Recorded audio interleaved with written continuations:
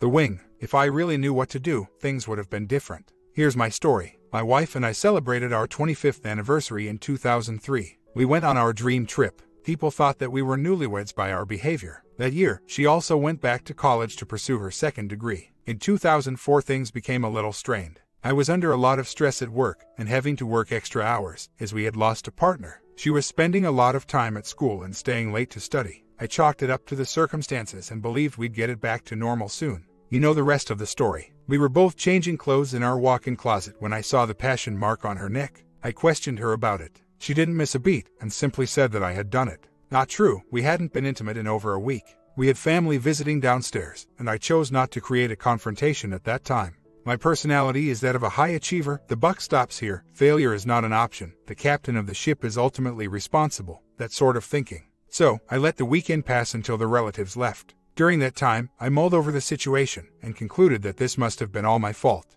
I became depressed. I considered suicide. I decided that I could not live with my failure and came up with a plan. It was to look like an accident, which is really fairly easy, since as an outdoors man, I have often seen accidents narrowly averted. On 2 occasions I almost went through with it. I was found out, and my plan was prevented. I hooked up with a very good therapist, who encouraged me to start meditation, and I read a lot of books on infidelity and how to recover one's self-esteem. During this time, I actually confronted my wife, and was met with denial and gaslighting. By then the signs of the affair were long over, and I had no way to confirm with evidence. During the years that followed, I continued to get my act together. Wish I'd done that 30 years earlier. We actually had discussions of infidelity in the abstract, regarding the hows, whys, and collateral damage of such a destructive decision. But she never actually admitted it. I stayed with her because I loved her, and because I did not want to inflict my pain on my children. I arrived at a peaceful state of mind. Which brings me to today, and the topic of my thread. A week ago, we were having a conversation, and she remarked, "I want to thank you for not leaving me." I knew at that point that if I wanted to get the full truth, that was the moment. But I made a decision. I am happy with my life. I have moved past all the pain and confusion of those years. The only thing to be gained would be to allow her to assuage her guilt. I chose to let that moment pass. My therapist was a former evangelical preacher turned Buddhist. Now that's an interesting combination. We spent many sessions and a lot of hours discussing Ecclesiastes. One day he said, "The point of all this is, can you live with uncertainty?" The answer was yes, in all aspects of my life. Interestingly, after the initial confrontation, which occurred 2 years after the affair, my wife, without any urging from me, became completely transparent.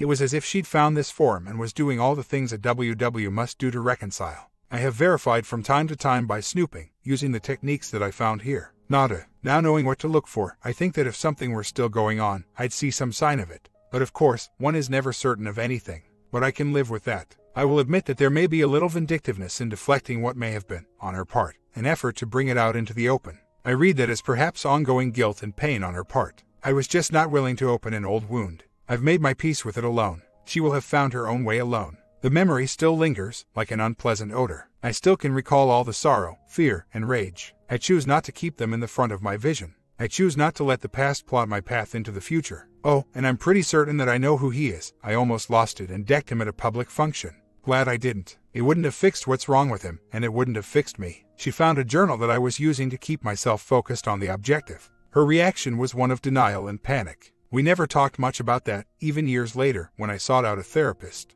I offered many times to take her along to one of my sessions, but she always declined. I would never have chosen this path. It kept me on the edge of total despair for years. When it started, I had no experience to guide me. I was unaware of sites like this one. I just blundered on for years. Finally, when I stopped leaning on my own ego and sought help, things started to come together for me. Basically, what I did was what so many of you have offered as the first step: take care of yourself. I wish to thank all of you for your insights. Someone asked why I ended the title of my thread W, a question mark. It is because I know that all of life is full of uncertainty. As my therapist asked, can you live with uncertainty? The answer for me is yes. I felt that I was responsible for the outcome of all relationships in my life, personal and professional. I approached these things as if my entire self-worth relied on success in these relationships. It created an intensity that allowed me to succeed, at least on the surface, so much so that I was willing to kill myself if I felt that I had failed. That's my point. My path, while excruciating, has allowed me to move past all that. I am not responsible for the happiness of others, only for my own.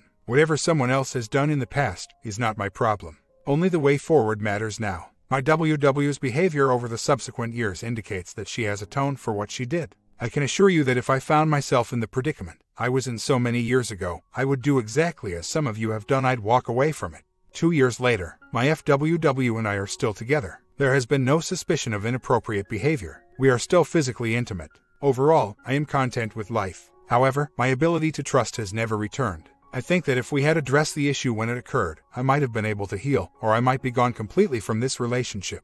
Now, as we enter retirement, we are good companions with benefits. But for me at least, there is no emotional intimacy. If she walked out tomorrow, I'd be okay. As a cautionary tale, this is the cost of infidelity. I don't want to leave you with the impression that I'm a miserable person.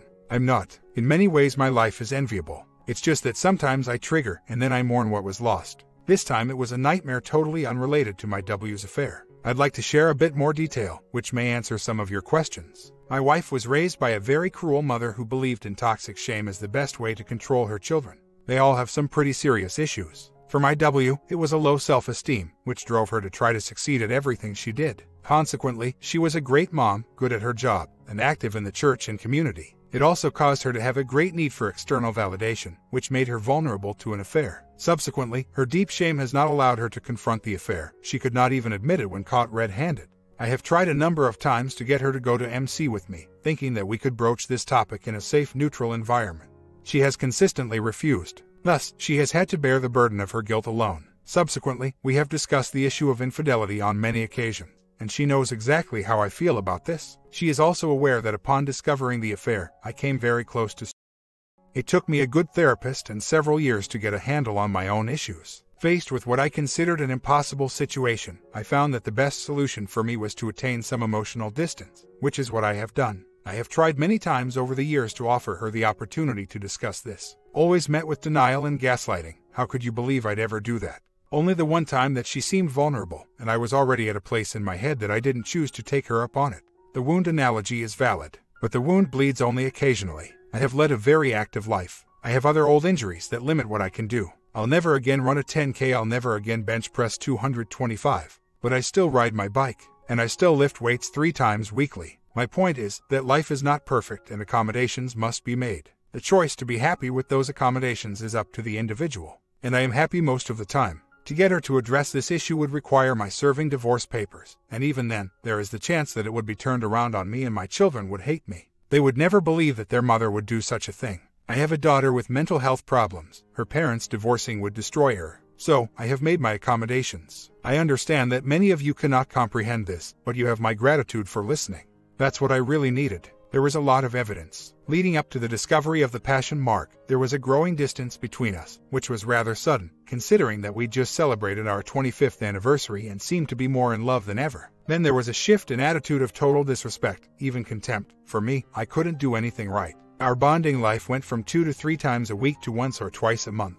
She'd gone back to college for another degree in career change. She began to talk about a friend she'd met in some of her classes, about our age, who'd also gone back to pursue a second career. She went on about what a cool guy he was. Then the late-night study groups, from which she would come home and immediately shower. Then the obsession with a movie in which a bored housewife asserts her independence by having an affair. All of this made me uneasy, but I trusted her. Then the encounter with the passion mark on her neck. We hadn't been intimate in several weeks. Suddenly the previous 6 months made a lot of sense. Later I discovered a FB message from her to him that conveyed a lot of emotion. No smoking gun, but that's when I strongly suspected that he was the AP. Lastly, her thanking me for not leaving her. I could probably have gotten the details at that time, but by then, I detached to the degree that I no longer wanted to deal with it. I decided to let her live with the guilt of her own decision. Probably not the healthiest choice, but it's what I needed at the time.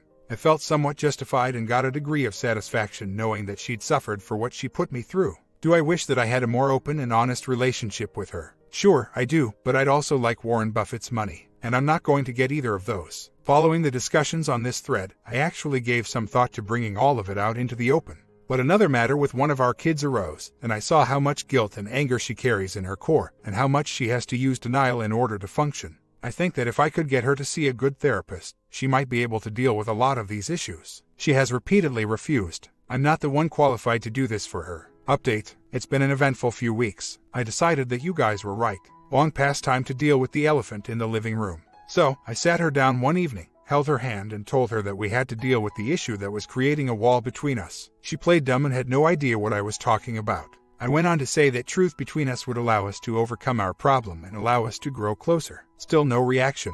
Then I said, I need you to tell me about the affair. Well, the response was nothing that I had envisioned. She jerked her hand from mine, stood up, started swearing at me, called me every vile name she could think of, called me psychotic and delusional. I sat breathing deeply, remaining relatively calm, and said, we still need to have this conversation. She stormed from the room. I spent the next 3 nights in the guest room. I tried to maintain the 180, being respectful and cheerful. She did not speak one word to me during this time. The vehemence of her attack left me shaken, and at first, I began to doubt myself, but I pulled it together and reminded myself that I knew what I saw. On the 4th day I had to have some space, so I told her I was spending a few days at our river cabin.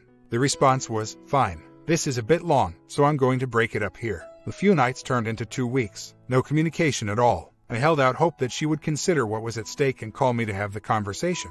Didn't happen. After 2 weeks of silence, I consulted an attorney. I waited another week and had her served. The call came then. There was a lot of nothing really happened. He was just a friend. Things just got out of hand. It didn't mean anything. The usual cheater's script. Then she changed tactics and enumerated all of my failings that led her to do this thing. I just let her run. When she was done, there were several seconds of silence. Then I said, thank you for telling me the truth. But it's too late. I hung up and blocked her number. I spoke with my kids and told them that their mother and I had grown apart and that we were separating. I gave no explanation beyond that. My daughter asked if I had an affair. I told her that I would never do that to my family. It's been hard for me emotionally. I really miss the woman that I married, but I don't miss the one that I had that last conversation with. I have realized that I actually checked out of the marriage years ago. So now it's time to get on with the rest of my life. I don't plan to tell my kids the details unless I find out that she has told falsehoods about me. My daughter, whom I was most concerned about, took the news well. She seemed to know that something was up. Maybe we've not been as discreet as we thought we were. I don't think that my WW will trash me because of the fear that I will tell the truth. Unfortunately for her, she was raised by a narcissist who used toxic shame as her preferred child-rearing technique. I believe that is the reason that she could never admit to me that she had done, even when confronted and offered amnesty. I believe that she will take that secret to her grave. At this point, I still love the woman that she was, and I have compassion for the person she has become.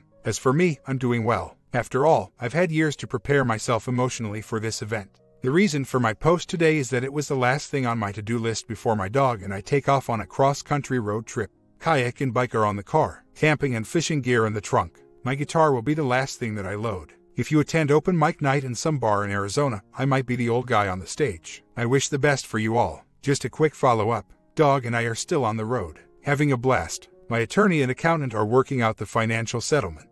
I haven't spoken to WW since our last conversation. I keep in touch with my kids. I have made the condition that we don't talk about her. They seem to have arrived at the correct conclusion as to the cause of my leaving. They realize that her infidelity would be the only thing that would cause me to do this. I haven't confirmed or denied to them. I think it's her responsibility to own this eventually. I'm not planning to return to my home state until after the divorce is final at the end of Feb. Looking toward the Gulf Coast to spend the winter. Once the dust has settled, who knows, I may never go back. I'm just glad that I finally made the decision, and I intend to enjoy the rest of my life. I'm grateful to all of you who have made this journey with me. Few months later, I've had a good time traveling, mostly camping and fishing, but I've found that sleeping on the ground is not as much fun as it used to be. But I've seen some beautiful places. I've settled in for a bit in Idaho, where I found a cabin on a month-to-month basis. It's pretty basic and has no heat other than a wood stove, so I'll be getting out of here by Thanksgiving.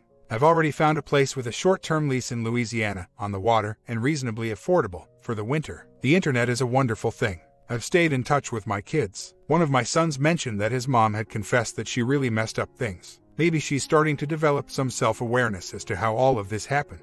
Anyway, not my problem anymore. My divorce becomes final in mid-February. I'm not planning on going back to VA until after that, if I go back at all. Do I wish that I had confronted this long ago? Yes. Would the outcome have been different? Probably not. At the time of VA, my pride would not have allowed me to accept that it happened. Had she confessed, I probably would have walked away. I believe she knew that. Not making excuses for either of us, just making an observation.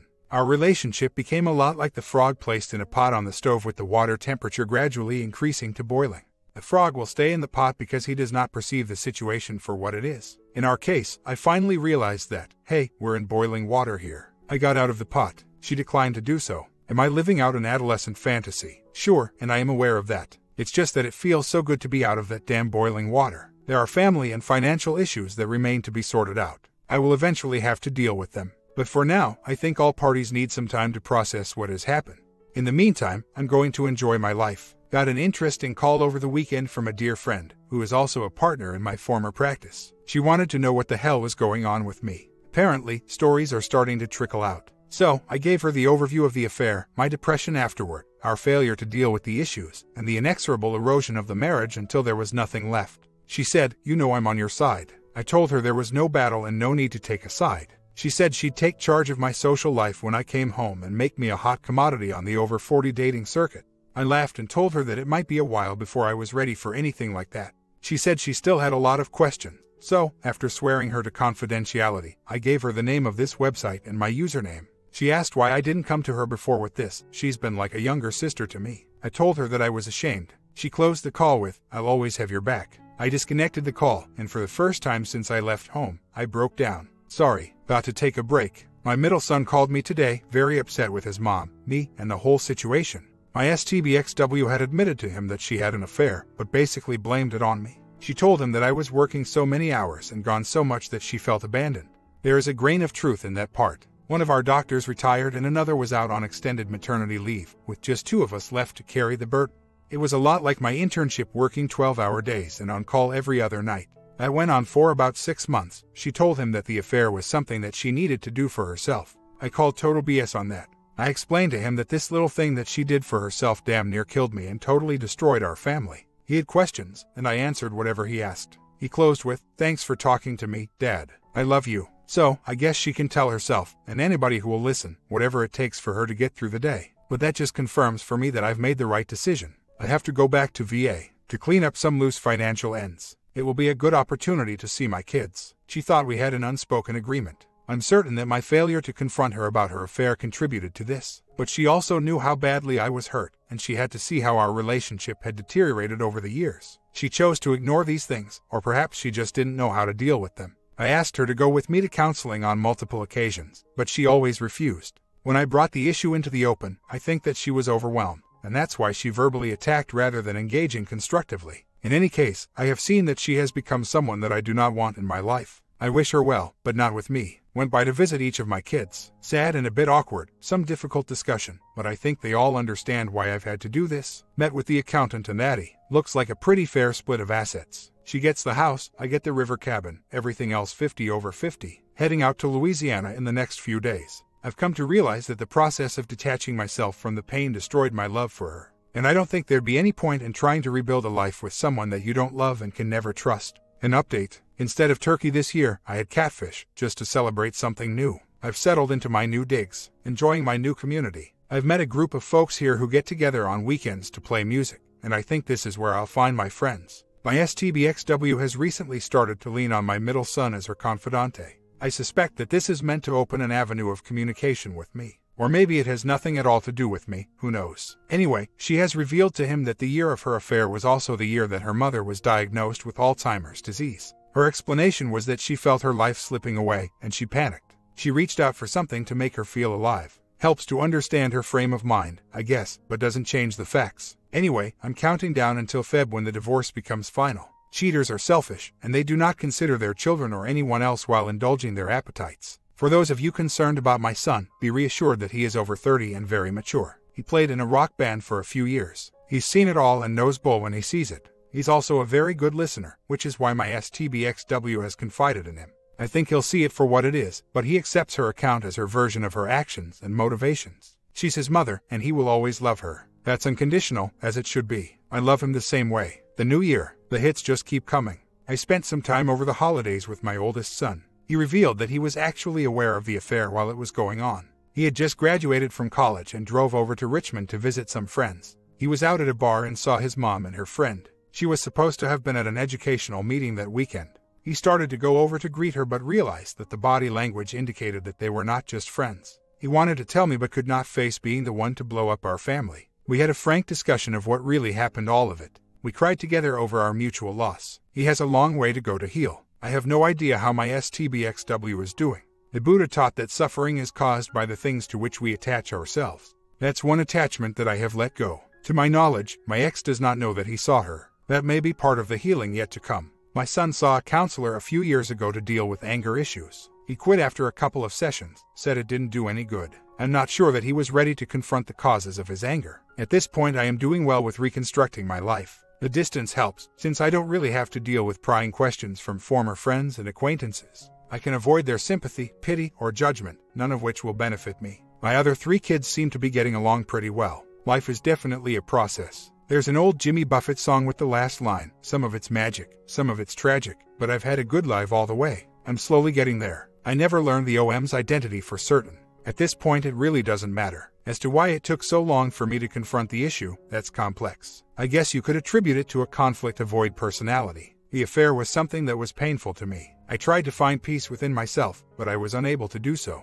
The pain and the anger persisted. I finally couldn't take it anymore. I've gone back over my thread which started years ago. Other posters predicted the outcome. Interestingly, I don't view her as an evil person. She's someone who did something selfish and stupid. I allowed her to think that she got away with it. A lot like a driver who hits a pedestrian and panics. They drive away and hope that they will never be found out.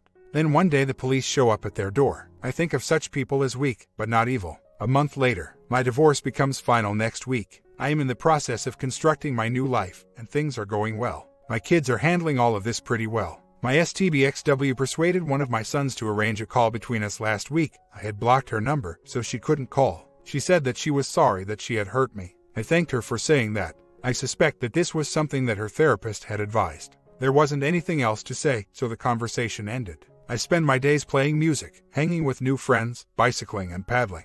I've been out on a couple of coffee dates. My gut feeling is that women in my age range are looking for long-term companionship. I think that I'm just not in a position emotionally to offer that to anyone. But I enjoyed the company. We'll have to see how that all shakes out. I'm looking forward to a very good year. Few months later, life after divorce can be really good, even at my age, mid-60s. I've had a lot of time to contemplate how I got here, and how my own actions contributed.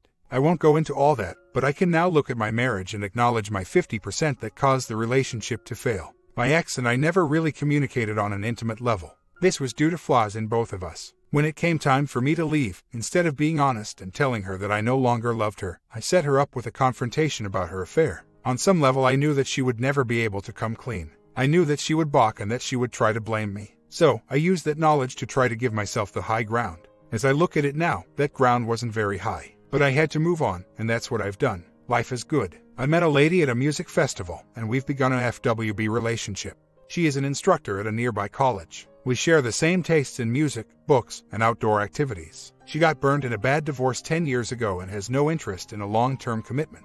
We live about 2 hours apart, so our time together is somewhat limited. Most importantly, my dog approves of her. So, thanks again to all of you who helped me to get through this. Peace. I just didn't feel like listening to more lies and rationalizations. At that point I just didn't care anymore. Maybe someday, we will be able to sit down and be honest with each other. But I really don't see anything to be gained at this point. To answer your question, she's 5 years younger than I am. I don't know if she's seeing anyone. Not my business. When I talk to my kids, the topic of their mom is off limits. Had she come clean, we would have had something to work with. I should have forced the issue long ago, whatever the outcome. But I had to deal with my own feelings of failure as husband, which allowed all this crap to happen, maybe a little codependent.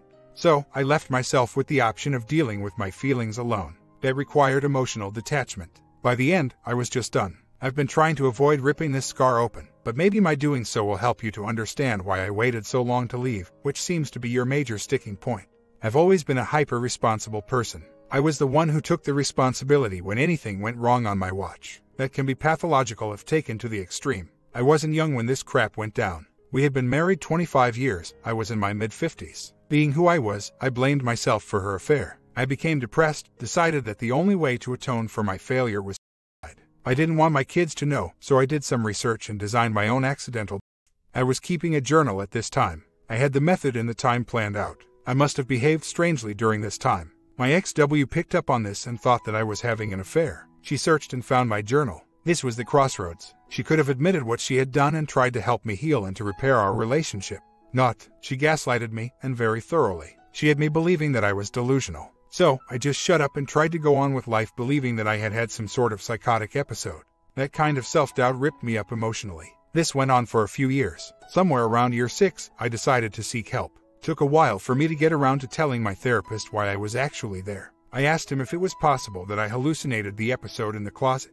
He looked at me and asked, "Have you ever hallucinated before? Have you hallucinated since? Are you hallucinating now?" No, no, and no. Then you weren't hallucinating then. The light bulb exploded in my head. I continued to see the therapist. During that time, I asked my ex-W to go with me. I thought that it would give her a safe environment to deal with our problem. She always refused. I believe that she was terrified of admitting what she had done. And so, I set about saving myself by emotionally detaching from her. We became more like business partners whose relationship existed only to maintain our lifestyle. During this time, her dad died and her mother developed dementia. She became angry, and a lot of that anger was directed at me. I tried to get her to see a family therapist. She always refused, and I continued drifting away. If you peruse my thread, you'll see the decay of my marriage. Finally, I decided that I couldn't do it anymore. Things had to change. So, I tried to gently but insistently get her to address the affair. Her response was to attack me and then withdraw. She admitted what she had done only after being served with divorce papers. By then I had made my decision. Almost a year later. An update. I've moved back to my home state to be nearer my kids. The weather got kind of hairy in Louisiana over the summer, so I figured it was time to make a move. Anyway, I met for coffee with the ex, at her suggestion. She's been doing some serious work with her therapist. The meeting was at the therapist's recommendation. She really seemed remorseful for all the crap she put me through. She seemed to have acquired a lot of insight as to what she did and why she did it. There were a lot of foo issues, including ex as a preteen. She didn't offer any of this as an excuse, but as an explanation and an apology. There was no attempt to rekindle our relationship, for which I was relieved. Just makes it a lot easier for us to coexist in the same community. I'm glad that she's made this progress. Even though my kids are grown, they still need their mother, and they need her to be healthy. What I wish is that I had been in a place emotionally that would have allowed me to confront the issues in our marriage. That would have given us resolution, one way or the other. My comment: we're constantly learning, though, aren't we? If we knew everything going in, we'd never have problems. You always learn from your mistakes, so you won't repeat them in the future. Sub and comment down if you enjoyed this one, and see you in the next one.